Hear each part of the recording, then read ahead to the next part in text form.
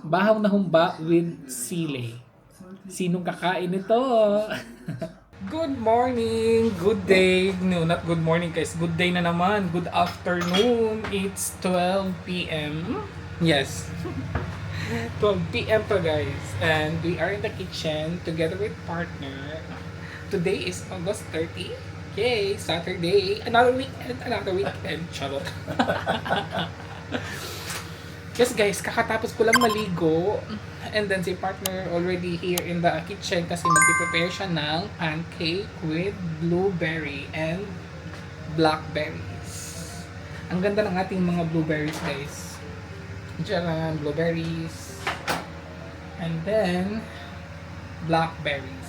So yan yung ating cupcakes today. Cupcakes, pancakes for today. There, gumagawa si partner ng bacon. Nilagyan lang niya sa air fryer.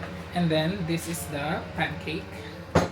Ang kalat ng bahay, guys. Grabe ang kalat. Gagawa na siya ng pancake. And I will be cooking sunny side up egg. So, feeling busy kami today. Ano na to guys? Brunch na to namin eh. Actually guys, kahapon sana namin to gagawin. Pero wala kaming mga ingredients. Ang wala namin is blueberries. Wala kaming blueberries. So, sabi niya, nag-grocery lang siya kahapon. And then, sabi ko, okay, let's eat na lang Saturday. Dapat nga sana tomorrow, pero sabi ko, nag-crave ako kagahapon. Nag-crave ako kahapon kasi ng pancake. Sabi ko, I want pancake. So, kaya today na lang. Mainit na to.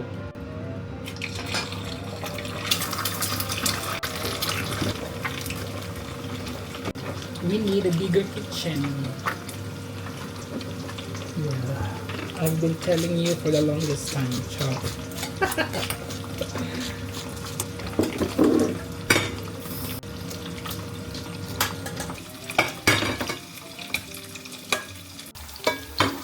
I think this may nagpapay. Ja. Ein Garagenverkauf. Dun sa amin, may nag-garage, garage sale. Hey, can I go there? Ja. May nag-garage party guys, wait lang, yan ako sa inyo. Akala ko may nagbe-birthday kasi parang, ba't may music?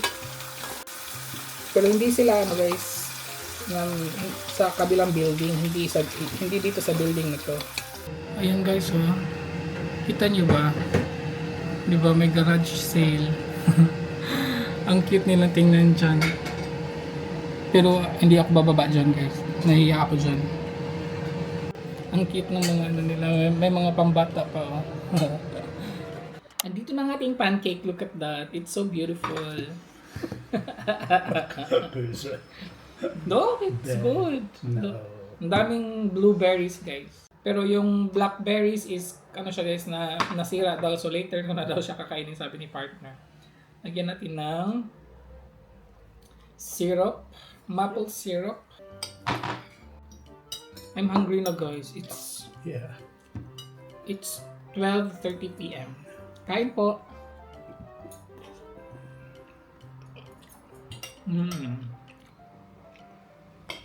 Good appetit. Guten Appetit.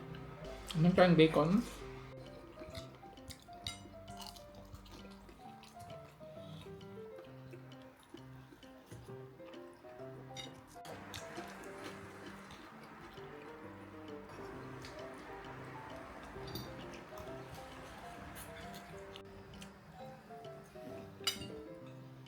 Anong tayong egg?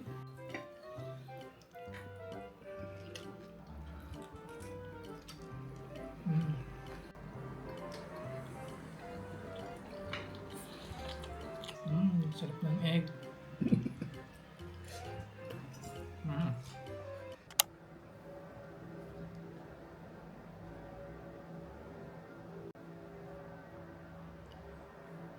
Good afternoon everybody. Ngayon lang tayo nakapag-update guys. After tayo nag-breakfast. And it's already 5 p.m. guys. As you can see, again guys, gumagawa ako ng bag. Another color. This is the color guys. Yan. That is the color. Hindi na muna natin i-reveal. Kasi Meron tong tutorial in another video. Doon yung makikita kung paano ko to siya ginawa. Kahapon ako nag-start nito guys. At ang sakit na ng kamay ko. Nag-start ako today from here up to here guys. 5 hours. Diba? Hindi talaga siya madali guys. Kakainin talaga yung oras mo. Pag gumagawa ka nito, dapat nakalinis ka na, nakapagluto ka na, dapat ganon. Kasi pag inuna mo to, tapos hindi ka pa nakapaglinis, hindi ka pa nakapagluto, ay nako, magugutom ka guys. Pas mo ang imong tiyan. So today, mag-break muna ako guys kasi nasa halfway pa ako, gagawa pa ako nito ng another half nito. Ayan. So papahinga muna ako. And meron pa din akong ginawa guys actually. Kanina ko din to ginawa kasi gusto ko siyang round na bag. Normally bag natin is mga ganito eh. Ganito siya. But this time I will try na round talaga siya. Kaya gumawa ako nito pero mali to siya. Hindi naman siya mali, tama naman siya guys. Kulang lang siya ng measurements. Kulang. So dapat mas malaki pa nito ang gagawin ko. Hindi ko na to siya tatanggalin. Iiwan ko lang to na ganito kasi baka gagawa ako nung mas maliit pa na magkasya ng round na to. Kaya gagawa pa ako ng medyo bigger than. So pahinga muna si RC guys kasi magdi-dinner na kami. Pero hindi ako nagluto guys. Kahapon nagluto ako actually.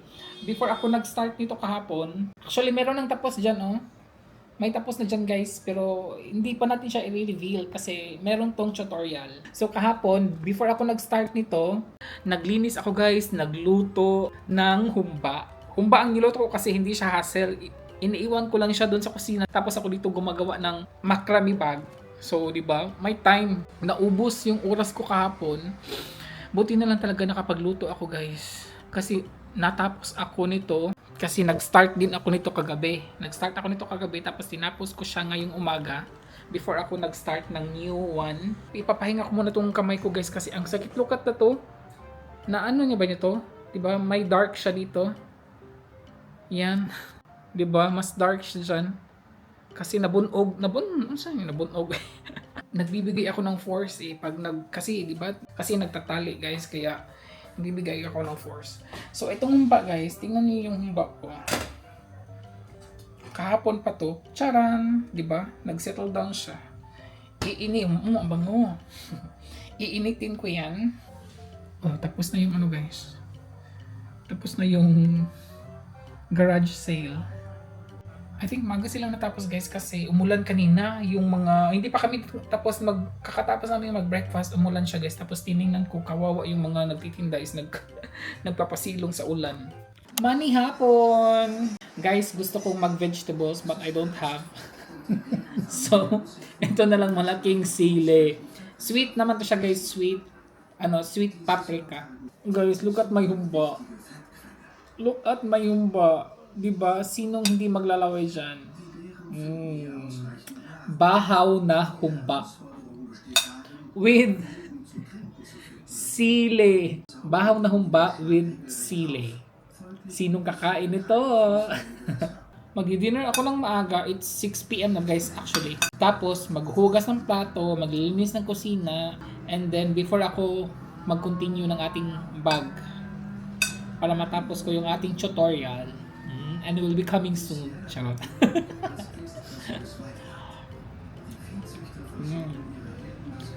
Kain po. Ang lambot guys. Ang lambot niya.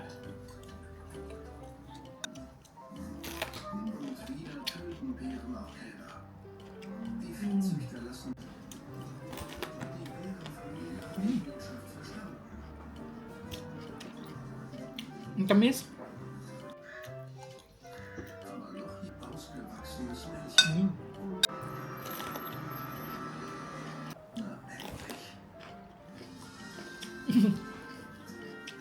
Ang tamis niya guys. Ang taba ng humba eh.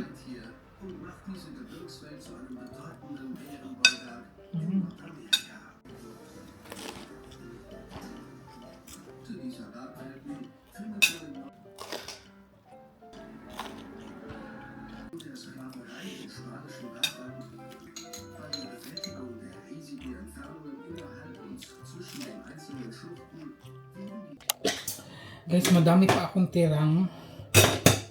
Look at that, guys. Ang dami pa, no? Ipo-portion ko na to, guys. Magtitira din ako kay partner kasi nag-ano ako nito na puro lang meat, walang fat. Yan yung gusto kasi ni partner, guys. Walang fat. Yan. Tama na to sa kanya. Isang portion lang sa kanya, guys, kasi very fatty naman ito eh. Yan. Maliit lang sa kanya, guys, kasi magre-reklamo kasi siya. Ang dami nito, hindi ko maubos. Ganyan. Nakakainis minsan. Nakakainis minsan. Ito, ang isa nito is ifo-frozen ko. Hindi ko yung isa hindi ko man ilalagay sa freezer. Baka maubos ko siya in 2 days. Ayan. So, ang isa nito ifo-frozen ko na lang, guys. Papalamigin ko na lang muna. Pero feeling ko hindi ako mag-uulam nito bukas. Pero ilagay ko lang muna siya sa ibabaw. Baka.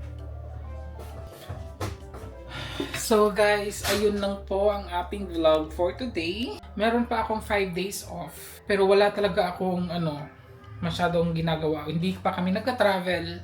But we will be traveling soon. Yes guys, excited din ako. You will know it later. Pero yes. And so ayun guys, thank you po for watching. And until in my next vlog everybody. And please don't forget to like and subscribe. Ingat po. Cheers!